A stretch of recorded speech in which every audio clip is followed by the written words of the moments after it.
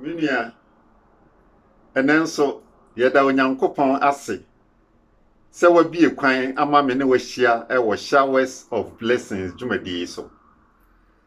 De wo hwei eye de etoso aduewotwe miensa number 83. Me say number 83. Ebi a wadwen ebisa wo se na de anwum na na edikan na ewoi eye showers of blessing number 83 na eye presentation sononko enunti na edwom no ama no na ansa na yebeto aso no mepa acha mayemo mpaye ejadofo yeda wase wakwanya wasan de aman yesra wo se fa adesua yi so na mayen aniso akoma ada ne da yetime di aseda efata wo ama ho owura Yesu din mu amen. Mini am say showers of blessing number 83 ni 83 me kan ye ede na aba wadwenu okay 1983 Ghana 1983 ebinum se eyeye ntam kese na 83 no kura na mpache wo na wadi mfie sei na ehe na owo kuro ben so na owo ewo saa 1983 no enchirima no bi ennim ebi ani apaso ebi ewirafi esanse saa na etie niema bi wo ho a ammo wa refri a na wo se da ne da wo be kaya ya na ebi ya tetesem na nso to bre bi nso na ye kaya eboa yen ema yen aniso akoma ema ye hu se Awurade ayebi minni eho nimde kase bebre esanse me akra nso 1983 no na me nheda enyine bia opese wo hu mi mfia na akire meka akire wo enti de me ne wo boboso edie ye titi ani mpanimfo no bi wo ho a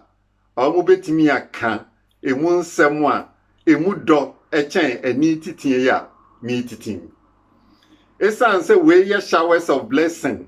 a etoso 83 nti na mpese ye ka 1983 ho asem no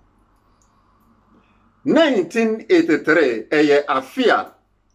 Ghana fo ehu ekom a ekum koto anwea so ekom kataban pa ebe yeyere Ghana man na die nti a ema no eba asa no yesi 1981 ene 1982 no ensu a eto ema ye nobae eyeyie no entumi anto wo Ghana na kakra toto ye nso no anto ebra eto no mu enti na wodi dua hwe ya enye yie nti be emfie mienu ndie na kire se oman no ye nobae no eho abasem eno na die bewura etetere no nti eduru etetere no die na kire se ano aye dendenden na esanse ensuo M20 bibia wo mo frɛ no bushfire eja hyehye eti atese ewo oman Ghana mu enye wo yesi eja atɔ ha obetie yesi atɔ ha ehia enum ne nsuo no kura bi wo hia wodi kodum eja no eja hyehye ba Ghana no na ano odin ti nobaye kakra ewo ho no eja no be hye ama na kyerɛ sɛ aduane ankasa ɛho ayɛden die ma asɛm no ɛsan ɛkɔyɛ wioi koraa deɛ ɛne yenuanom asabre no ɔmo anyinyiri kakra ɔmo tu kwan kɔ Nigeria man mu sabre koraa deɛ no ɔmo frɛ no Agege wɔmo kɔ Agege no na ɛhɔ aban no sɛ obi a ɔpɛsɛ wotena ɔman mu no agye sɛ o register anya saade a kowukrum enti ebeye monko ebre bi so ya akire se wankɔ a yenyawo a ene anya asem ketwa omo ekɔ Nigeria no bi ne de ya na omo mpese omo bekae esanse eye nsem a yenka eni nkyene na Ghana fo ma bebre akwa akodi Nigeria eno kura ema Ghana nyontuni bi de to no dwom ama Ghana emete hwa na mayikom ama Ghana mete hwa na mayidin mimanyi na tutu akwotena akuya gege nsu ni mobi di yeye ejuma ensese okani baye no eno na mimayi ye ayemfa nwom nsi ha ya beto dwom ye ka nia esisi kakrakra pesa meka se sabre na Ghana fo bebre wa agege enti etetire no amu no ene koba se wo mo nso wo mo beba fie kire se wo mo begu mu no nipa boro be se 1 million aba abeka ho se Ghana fo bebre na wasa akwantu me ka mia ye se krobia mu nipa bi eko agege yibi enti wo mo nso begu mu se ve ene enya aduane nie na wo mo free Nigeria bai omo kai wo mo sambo no mo akai wo mo eba ene egusi soup na wo mo enjoy wo ha na kire se asem no ani aye dendenden na wo mo ba no ani gisem ne se na ebi kurekura tape sabre tape no ne kase se tie ni ebom agegye kono ho na obi wo ha no de ne de asire ko ho na battery so ho ever ready battery bi hihiem na ne kase tie si anu adane akire oh titi obi kan o akomko enye omo ebebo reggae no omo bo omo nso so a ebebo gospel no omo nso ebo enye nya asem keto ebi no mo ba omo de semra bi ane atworo so fa fa enye omo di bebre bai no di sinyema emu hwehwehwam ni omoni ade enti omo begum na ekom no nso na no odin na wonim ekom no echechire omamma ema enipa yekuo mu ha sa collarbone na ewa ha no dompe bi ewo wa ha sei no ekom no nti eyiyi bai sa bere no ne enya din bi aye frɛ no Rollins chain kire se ye se Rollins chain abetokum ekom ade wo ama wo nkonka nyina eyiyi aba nipa fonfon yo hwɛ ne ye chen Somalia fo ye fonfon ye pa na sa bere no efia ye ton dokunu wom ye kosa lai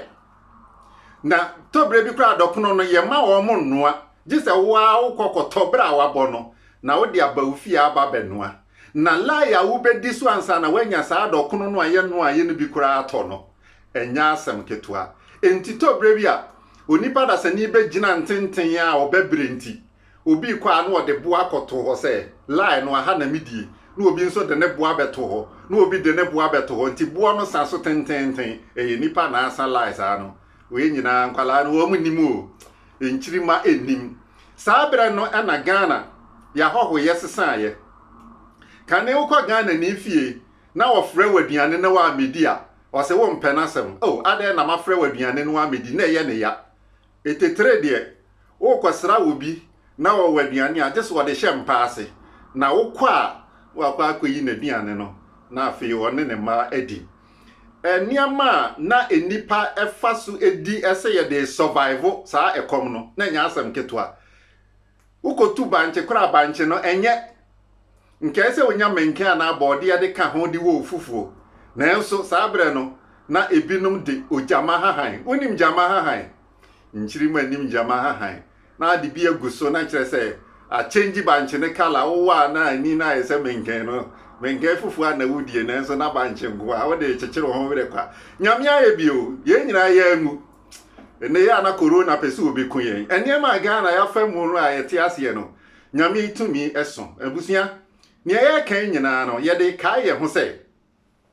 ye ma ye wure mfi onyankopon totrobo nsu a oto nsuo no obo awia ema ye etobre bi a ye fa eniema ne bi fofofo broni bese ye taking for granted ensuo togu ye no ba ye so wabura aba o wenkate bowe a ya na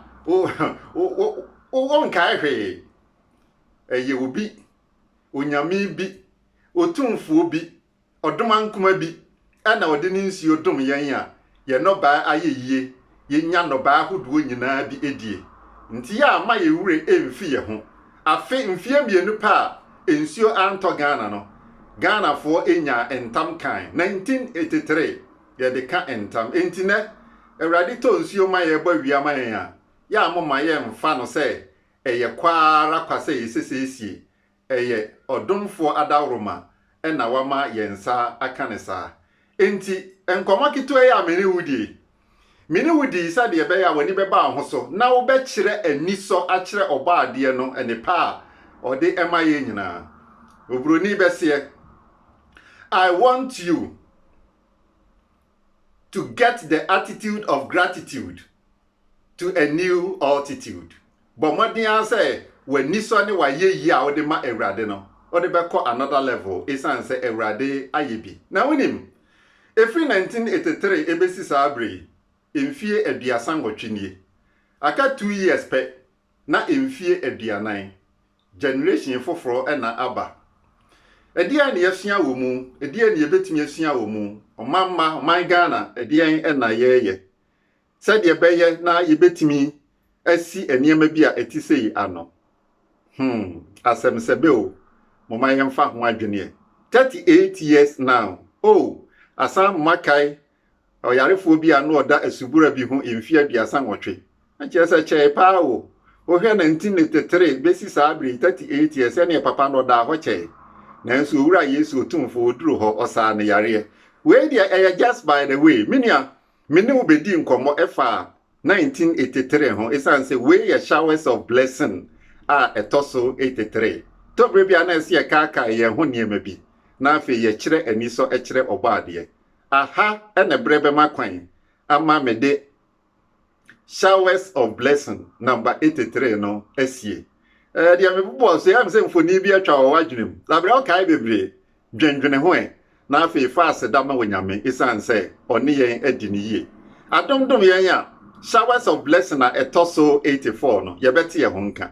Kosi sabre no Awurade enka ho mame owura Yesu din mu. Amen.